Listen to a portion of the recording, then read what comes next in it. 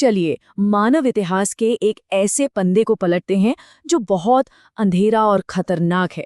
एक ऐसा जमाना जब सिर्फ सांस लेना, जिंदा रह जाना, बस यही सबसे बड़ी जीत मानी जाती थी। ये बात सुनने में शायद अजीब लगे, पर ये कोई कहानी नहीं है, ये सच है, हमारे ही एक खास पूर्वज की कड़वी हकीकत।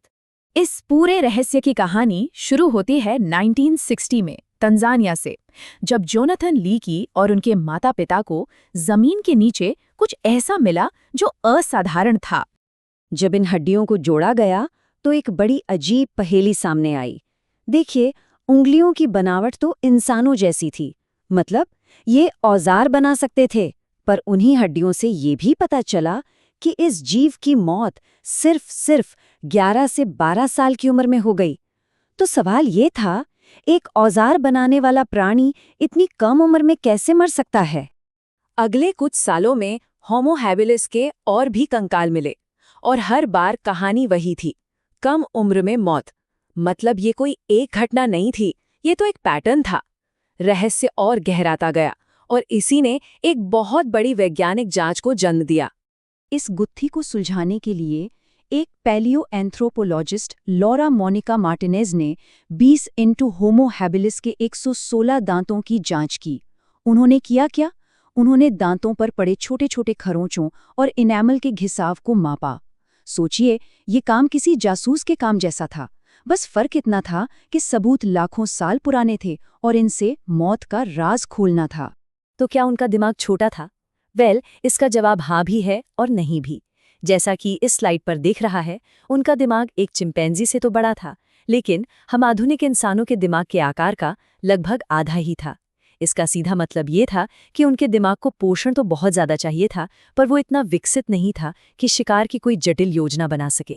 और जब सारा डेटा, सारी जानकारी एक साथ रखी गई और उसका विश्लेषण हुआ, तो जो नतीजा सामने आया वो सच में दिल दहला देने वाला था। होमो हैबिलिस की मौत की औसत उम्र सिर्फ 12.8 साल थी, और असलियत तो शायद इससे भी ज्यादा भयानक हो, क्योंकि इसमें उन छोटे बच्चों के कंकाल तो शामिल ही नहीं थे जो सबूत बनने से पहले ही गायब हो गए होंगे।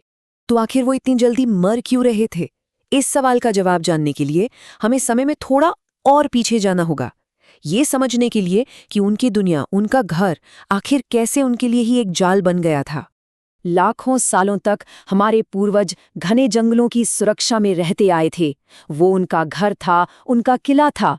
लेकिन फिर पृथ्वी की जलवायु बदलने लगी, जंगल सिकुड़ने लगे और उनकी जगह ले ली खुले विशाल घास के मैदानों ने। उन्हें पेड़ों से उतरकर एक नई और बेरहम दुनिया का सामना करने पर मजबूर होना पड़ा। और देखिए, दिक्कत की जड़ ये थी कि होमो हैबिलिस इस नई दुनिया के लिए शारीरिक रूप से बिल्कुल तैयार नहीं था। वो ना विकास के सफर में कहीं बीच में ही अटक गया था। मतलब उनकी शारीरिक बनावट एक बड़ा अजीब सा मिक्सचर थी। उंगलियां चढ़ने के लिए मुड़ी हुई थी, पर औजार पकड़ने के लिए सीधी भी। कंधे न तो पूरी तरह से पेड़ों पर लटकने के लिए बने थे, न ही तेज दौड़ने के लिए। नतीजा क्या हुआ? वे न तो अच्छे पर्वतारोही थे और न ही माहिर धावक। वो हर काम के लिए अधूरे थे। मुश्किलें यहीं खत्म नहीं होती थीं। उनका कद सिर्फ 3 से 4 फीट का था। उनके पैरों में स्प्रिंग आर्च नहीं था, जिसका मतलब है कि वो लंबी दूरी तक दौड़ ही नहीं सकते थे। और बचाव के लिए ना तो नुकीले पंजे थे, ना ही बड़े दांत। खुले सवाना के मैदान में वो बस एक आसान शिकार थे। और उनकी इन शारीरिक कमजोरियों के ऊपर उन्हें उस युग के सबसे खूंखार शिकारियों का सामना करना पड़ता था। वो एक ऐसी दुनिया में थे जहां वो फूड चेन में लगभग सबसे नीचे थे। तो कौन थे वो शिकारी? कौन थे वो जानवर जिन्होंने होमो हैबिलिस के लिए धरती को नर्क बना दिया था? चलिए मिलते हैं प्लीस्टोसीन युग के असली राक्षसों से। होमो हैबिलिस की मौत के मामले में पहला संदिग्ध था ये विशालकाय शिकारी, एक ऐसा जीव जो आज के लकड़बग्घों को बौना बना दे।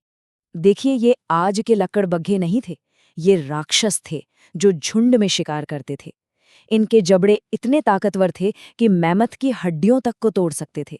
तो होमो हैबिलिस जैसे छोटे जीव के लिए इनसे खाना छीनना तो बहुत दूर की बात है, इनके रास्ते में आना भी मौत को दावत देना था।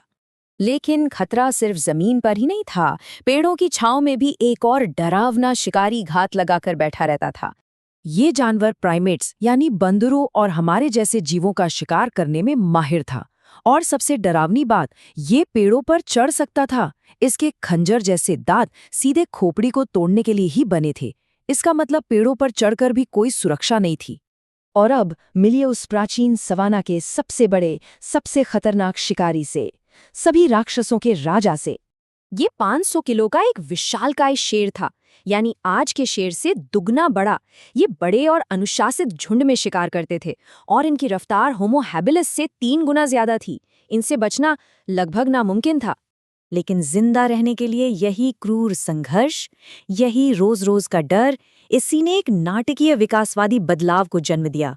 मंच पर एक नया खिलाड़ी आया, होमो इरेक्टस। ये लंबे थे, इनका दिमाग बड़ा था और ये बेहतर धावक थे। और सबसे जरूरी बात, इन्होंने आग पर काबू पाना सीख लिया था। ये होमो हैबिलिस से हर मायने में बेहतर थे और इन्होंने ही मानव वंश को आगे बढ़ाया। तो अंत में कहानी क्या बनी? हमारे पूर्वज इस भयानक तौर से किसी शारीरिक ताकत के बल पर नहीं बचे।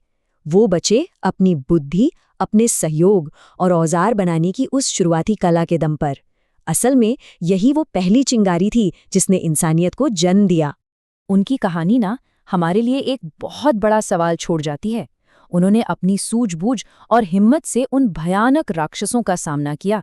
अब सवाल ये है कि आज की दुनिया में हमारे राक्षस कौन हैं और क्या हमारे पास उनसे लड़ने के लिए वैसी ही समझदारी और वैसा ही सहयोग है?